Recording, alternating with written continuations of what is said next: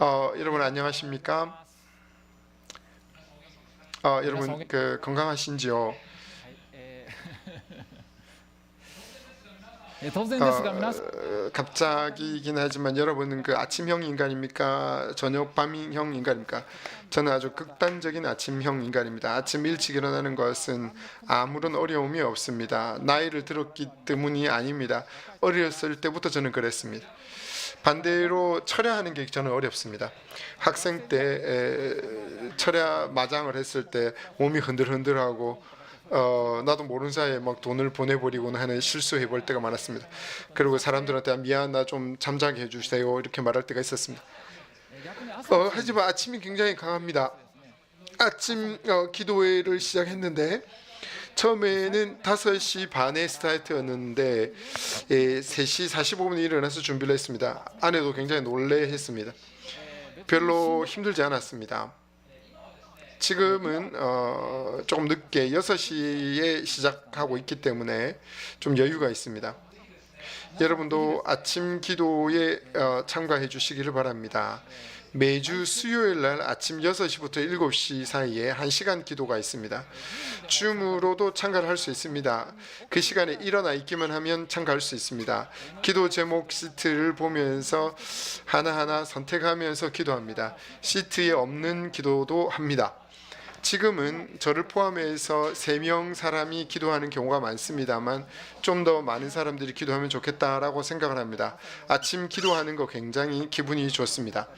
관심 있는 분은 사전에 저에게 말씀을 해주시기를 바랍니다. 오늘은 출애굽기 16장부터 이스라엘이 하나님으로부터 만나를 받게 되는 상황입니다. 그것은 매일 아침마다 주어졌습니다.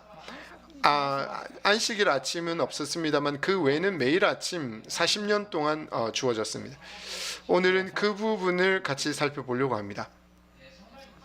그 전에 지난번에 내용입니다만 그 갈대의 바다를 건너서 이스라엘 백성들이 3일 동안 광야를 넘어서 드디어 그 물이 있는 마라에 도착을 했지만 마라의 쓴물을 마실 수 없게 됐던 내용이 있었습니다. 백성들이 격렬하게 낙담하고 모세에게 화를 내는 장면이 있었습니다. 그리고 백성들이 엘림이라고 하는 오아시스로 안내를 받게 됩니다. 백성과 가축들도 엘림에서 치유를 받고 회복이 된 장면을 우리가 봤습니다. 그런데 언제까지나 그곳에 머물러 있을 수는 없었습니다. 하나님의 구름 기둥은 다시 그곳에서 떠나도록 인도를 했습니다. 16장 성경 1절에서 3절 말씀 읽어보려고 합니다. 오늘은 계속 제가 쉬운 성경으로 읽겠습니다. 출애굽기 16장 1절부터 3절입니다. 이스라엘 모든 무리가 엘림을 떠나 신광야로 갔습니다. 신광야는 엘림과 시내산 사이에 있었습니다. 그때는 그들이 이집트에서 나온 날로부터 한 달째 되는 두 번째 달 15일이었습니다. 그때의 모든 이스라엘 무리가 광야에서 모세와 아론을 원망했습니다. 이스라엘 백성이 모세와 아론에게 말했습니다. 여호와께서 우리를 이집트 땅에 죽이시는 것이 차라리 더 좋았을 뻔했어. 이집트에서는 고기 삶는 솥도 곁에 있었고 빵도 배부르게 먹었어. 그런데 당신들이 우리를 이 광야로 이끌어내서 우리를 굶어 죽게 하고 있어 라고 말했습니다. 여기가 신광야입니다. 지도를 봐주십시오. 여기 보면 그 1절에 보면 두 번째 달 15일이라고 말했습니다. 출애굽한 날이 1월 달 15일이었습니다. 그렇기 때문에 이날은 이집트를 떠난 지 딱 한 달이 되는 날이었습니다. 이 신광야에서 굉장히 그 불모지였습니다. 그래서 백성들은 점점 불안해졌을 겁니다. 근데 그들은 먹을 거나 물 달라고 하나님 앞에 기도해라라고 기도해달라고 그랬어. 그리고 음료수나 또 먹는 음식은 어떻게 손에 넣을까 말했다면 물어봤다면 모세가 아마 대답해줬고 하나님도 그렇게 했을 겁니다. 근데 그들은 이들이 한 행동은 너 우리를 그냥 굶어 죽이려고 데리고 왔냐? 이렇게 말했던 것입니다. 굉장히 끔찍한 일입니다. 그 살인자를 향해서 하는 말과 같습니다. 이집트에서 하나님의 손에 끌려서 차라리 죽었으면 좋았을 걸 이렇게 말했습니다. 이집트에서 고역에서부터 해방시켜 주신 그 하나님의 놀라운 역사를 부정하고 있었습니다. 그냥 믿음을 버린 것 같았습니다. 근데 그들은 노예 시대의 고통을 잃어버리고 좋은 추억을 그냥 과장해서 그리워했습니다. 노예 시대에 그렇게 배불리 먹을 수는 없었을 겁니다. 근데 그들은 말합니다. 그 고기 나베 그 냄비와 빵을 크게 또 올렸습니다. 옛날이 좋았다. 라고 생각하는 그것은 우리 믿음의 방해가 됩니다. 그리고 그들은 모세를 공격합니다. 리더를 공격하는 것은 가장 간단한 방법일 겁니다. 하나님의 그 구원의 역사도 부정합니다. 이것은 그 불신앙의 길입니다. 우리는 그런 생각이 우리 안에서 나온다 할지라도 참을고 입으로 말하지 않는 것이 중요합니다. 입에 말로 표현해 버리면 한쪽으로 기울게 되어 있습니다. 조심해야 하는 상황이죠. 성경은 아주 진실한 교과서입니다. 우리도 문제가 해결이 안 되면 하나님 앞에 불만의 뿌리를 내립니다.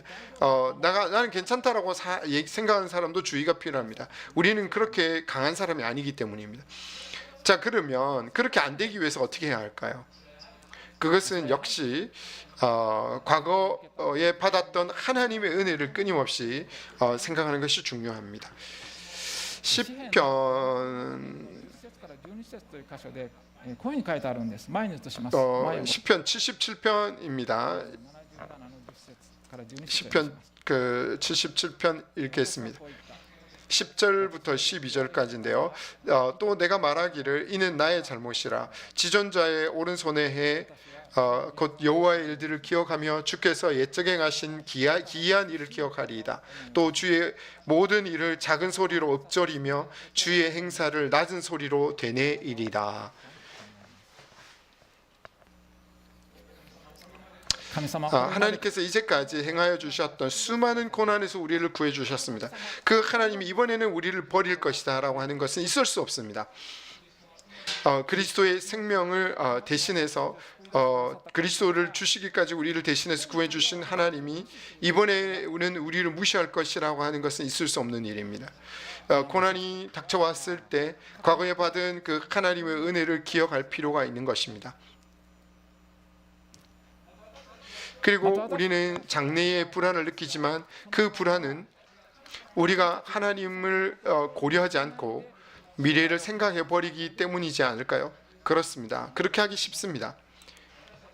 우리는 자신의 장래를 생각할 때 하나님의 존재를 고려하고 생각할 필요가 있습니다. 그것이 사실이기 때문입니다.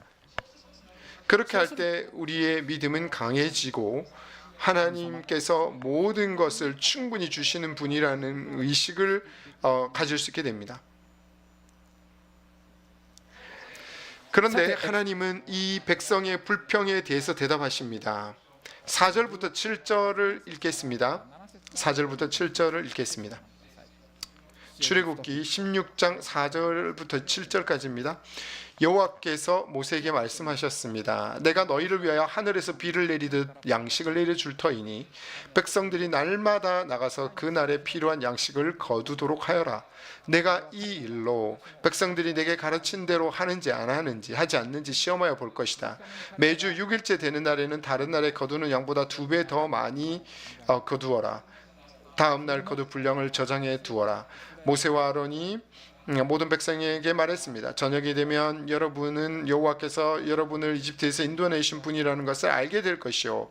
내일 아침이 되면 여러분은 여호와의 위대하심을 보게 될 것이요. 여호와께서 여러분이 원망하는 소리를 들으셨기 때문이며 우리가 누구입니까? 여러분이 우리를 원망했으므로 그분께서 그 원망 소리를 들으신 것입니다. 하나님은 하늘에서 빵을 주시겠다고 말했습니다.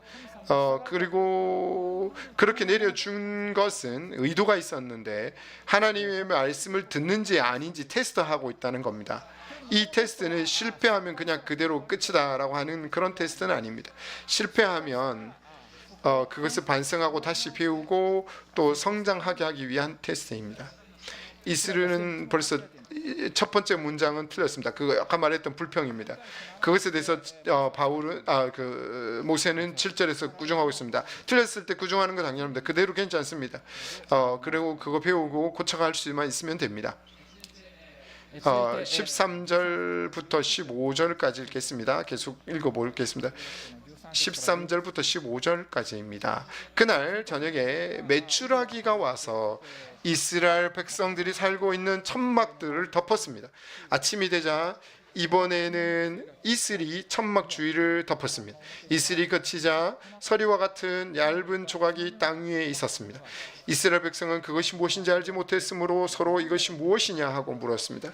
그래서 모세가 그들에게 말해 주었습니다. 이것은 여호와께서 여러분에게 먹으라고 주신 양식이요.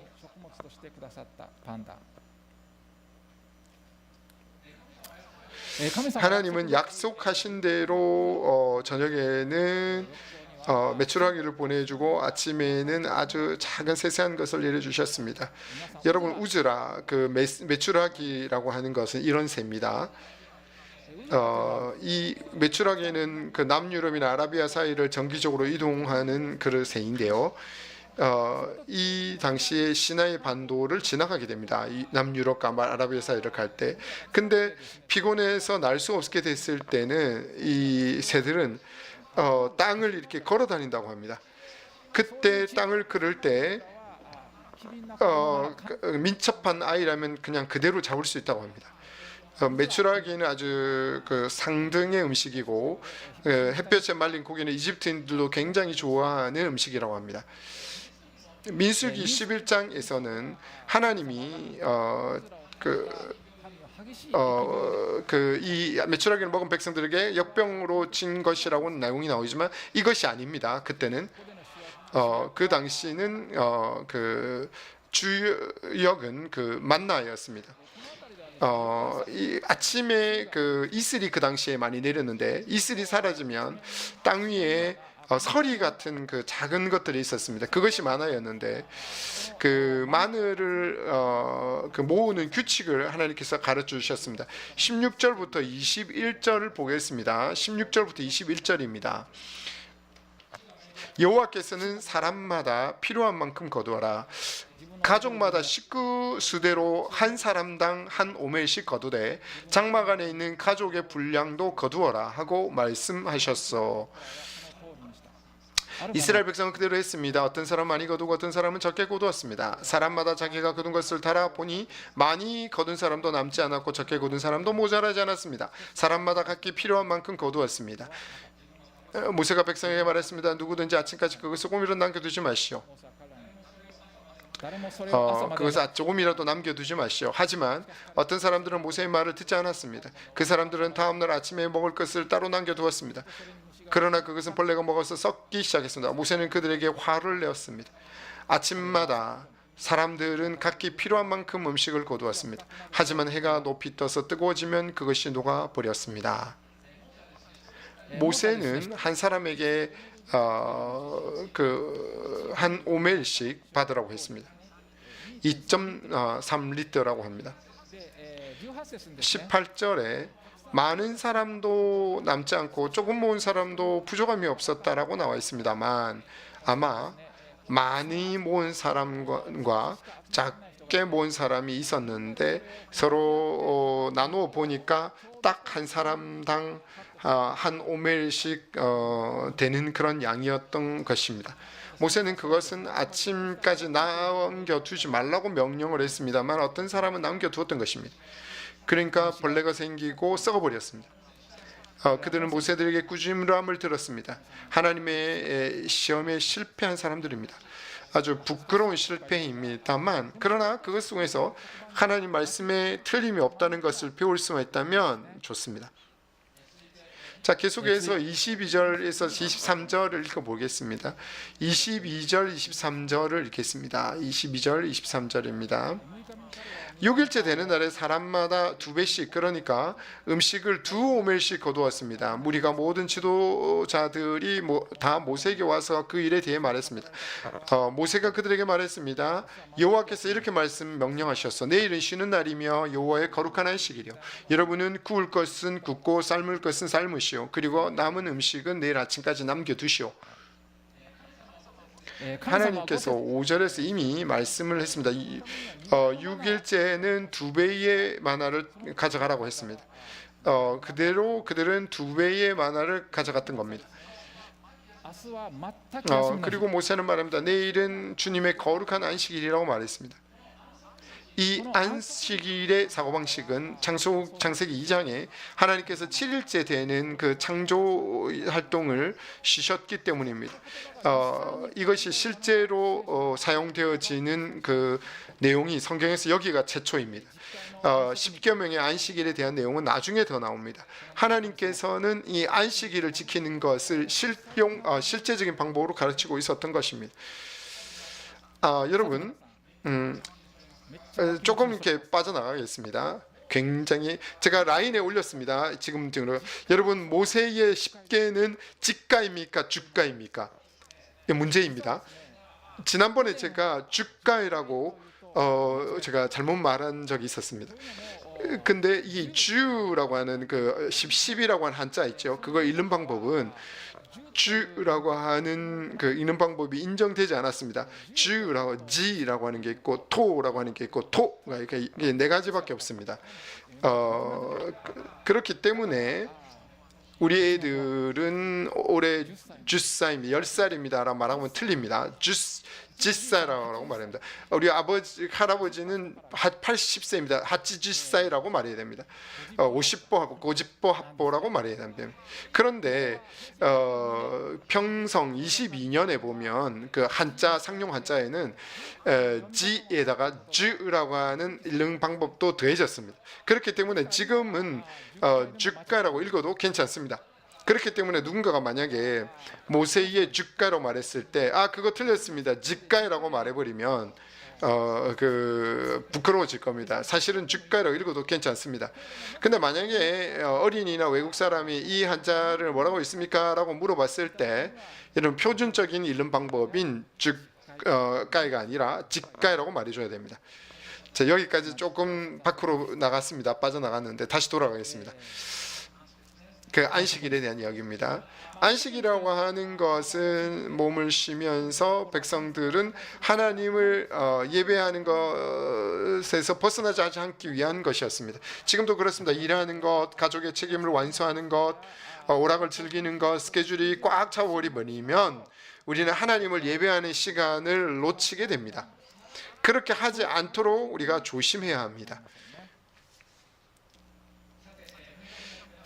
그래서 6일째 모은 마나는 다음 날에도 벌레가 생기지 않았습니다. 냄새가 나지 않았습니다. 신기하죠? 근데 대신 그날은 땅에 마나가 내리지는 않았습니다.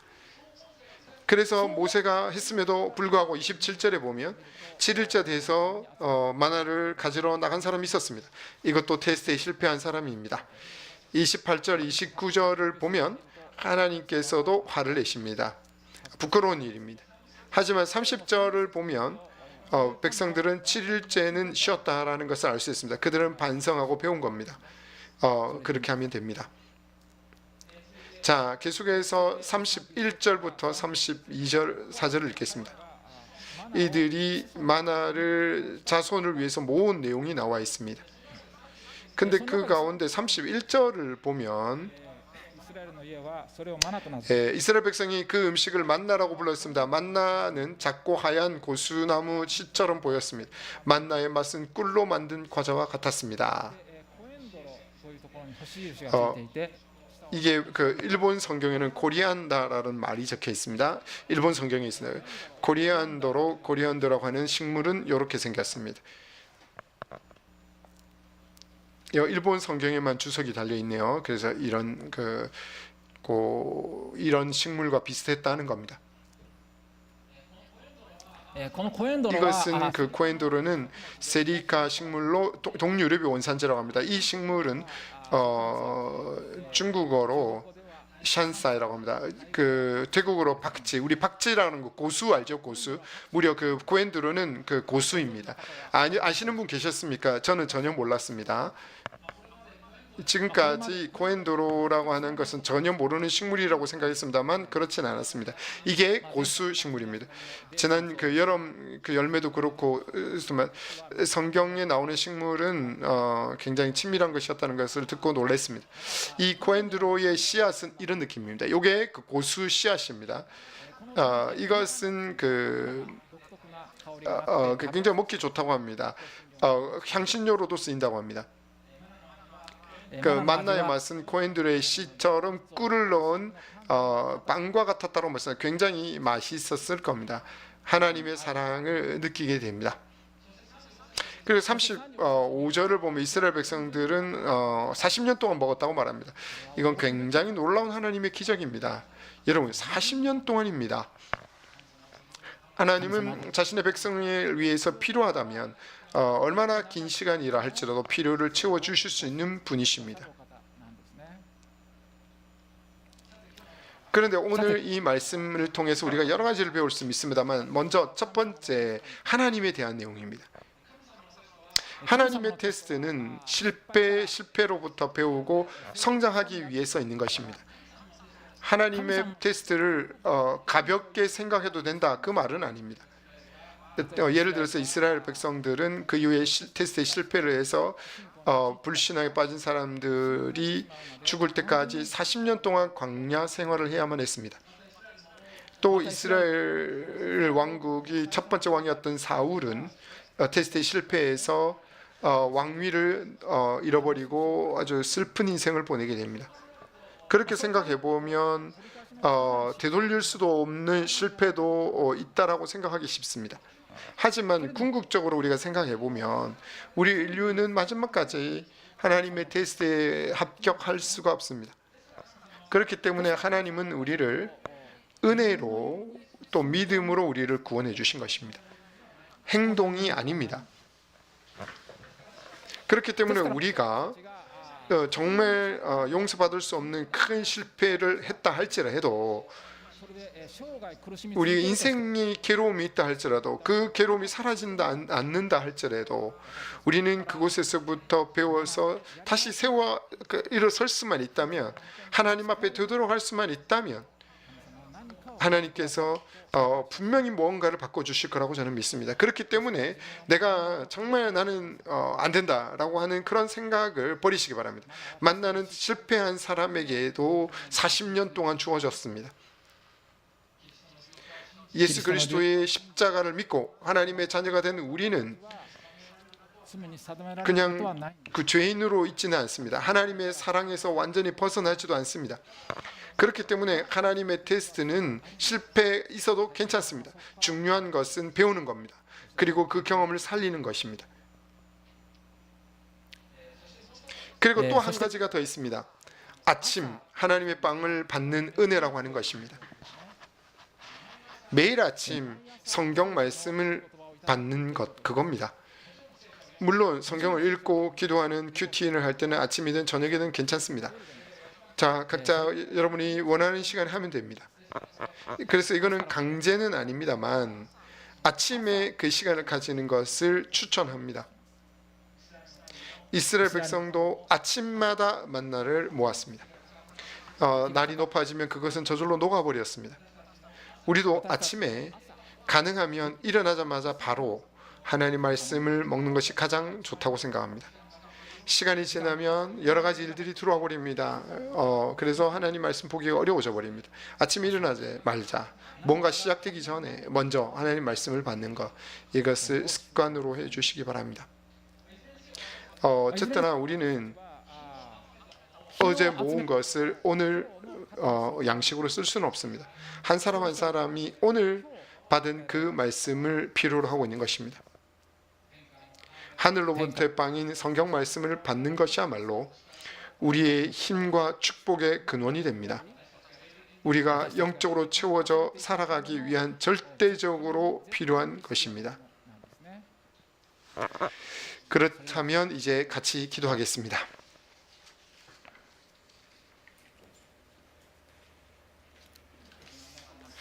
여러분 가운데 하나님으로부터의 테스트를 받고 있다라고 생각되는 분 계십니까? 하나님의 테스트는 실패해도 그곳에서부터 다시 배우고 일어나면 됩니다. 그러나 도저히 일어날 수 없는 분도 계실지 모르겠습니다. 근데 그런 분들은 지금 기도합시다. 하나님, 내가 넘어지지 않고 실패에서부터 배워서 성장할 수 있도록 도와주십시오 라고 기도하면 됩니다. 지금 이 시간에 하나님 앞에 기도하겠습니다.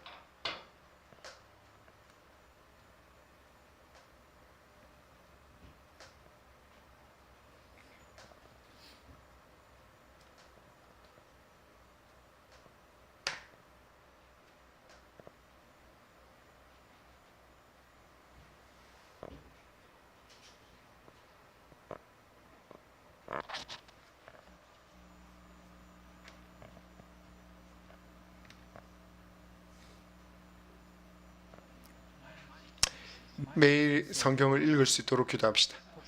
특별히 아침에 말씀을 먹는 삶을 살 수 있게 해달라고 기도합시다. 내가 살아갈 수 있는 힘을 얻게 해달라고, 확실하게 하나님의 말씀을 먹고 또 확실하게 하나님의 말씀에 집중할 수 있도록 같이 기도합시다.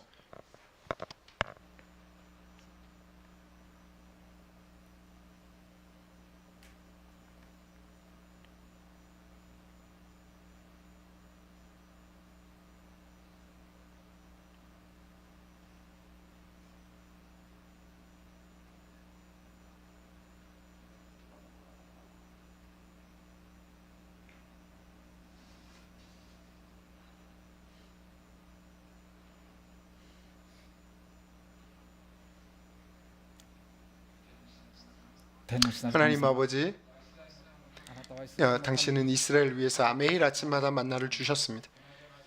그것처럼 우리들도 매일 양식으로 말씀이 주어져 있습니다. 하나님 감사합니다. 우리가 당신 앞에 순종할 수 있도록, 또 실패하더라도 넘어지지 않고 그것으로부터 배워서 다시 성장해 갈 수 있도록 인도하여 주시옵소서. 매일 가능하다면 매일 아침 하나님 말씀의 친밀함을 느낄 수 있도록 인도하여 주시옵소서. 예수님 이름으로 기도했습니다. 아멘.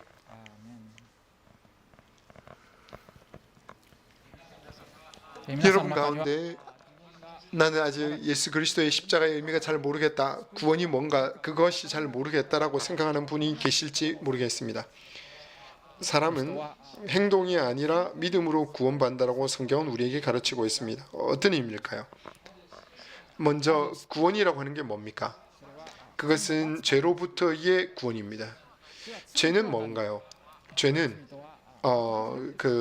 목표에서 벗어났다는 뜻입니다. 천지 만물을 창조하신 하나님의 그 거룩하심, 정확함에서부터 우리가 벗어났다는 뜻입니다. 우리 가운데 있는 미움, 질투, 거짓말, 또 물질욕, 이 모든 것들이 다 죄입니다. 모든 사람에게는 죄가 있고 또 죄인이라고 성경이 가르치고 있습니다. 그런데 이 죄에는 형벌이 있습니다. 거룩하신 하나님이 죄를 가진 사람들에게 형벌을 내린다는 것입니다. 죄를 가진 모든 사람은 죽은 이후에 하나님의 심판을 받고 벌로서 영원한 멸망 가운데 있어야 됩니다. 이것을 영원한 멸망이라고 합니다. 모든 인간은 죄의 형벌로서 영원한 멸망 가운데 갈 수밖에 없게 되어졌습니다. 그런데 이 죄의 형벌로부터의 구원은 뭘까요? 그것은 하나님께서 우리 인간을 사용하시기 때문에 우리 인간을 구원할 길을 열어주시는다, 그 말입니다. 그것은 예수 그리스도의 십자가입니다. 예수님께서 이 땅에 오신 분이십니다. 어떤 죄도 없었습니다. 그 죄도 없는 그리스도가 십자가에 달려 돌아가신 겁니다. 그것은 바로 우리를 위한 것이었습니다. 우리의 죄의 형벌을 대신해서 그리스도가 십자가에서 돌아가신 것입니다. 그리스도가 우리 죄의 형벌을 대신해서 돌아가셨기 때문에 우리들은 죄의 형벌을 받지 않아도 좋게 되었습니다. 하나님의 그 화는 없어졌습니다. 이것이 죄로부터의 구원입니다. 이것을 믿는 것이 믿음이라고 합니다. 예수 그리스도의 십자가가 나를 위한 것이었다라고 믿을 때 바로 그 구원의 그 믿음에 의해서 하나님은 우리의 모든 죄를 용서하시고 하나님의 자녀로 만들어 주시고 천국에 계속되어지는 새 생명을 주십니다. 지금 예수 그리스도의 십자가에 감사하는 기도 드립시다. 제가 길지 않게 기도하겠습니다. 원하시면 저를 따라서 같이 기도해 주시면 좋겠습니다. 하나님 아버지, 당신 앞에서는 저에게도 죄가 있습니다. 예수 그리스도께서 십자가에 달리신 것은 저를 대신한 것이고 저의 죄를 용서하기 위한 것이었다는 것을 오늘 들었습니다. 하나님 감사합니다. 우리는 지금 예수 그리스도를 우리의 구세주로 영접하고 받아들입니다. 아멘. 지금 저를 따라서 기도해 주신 분은 모든 죄가 용서받았습니다. 크리스찬이 된 것입니다. 계속해서 예배에 와주시기를 바랍니다. 그 놀라우신 하나님을 함께 예배해 갈 수 있기를 바랍니다.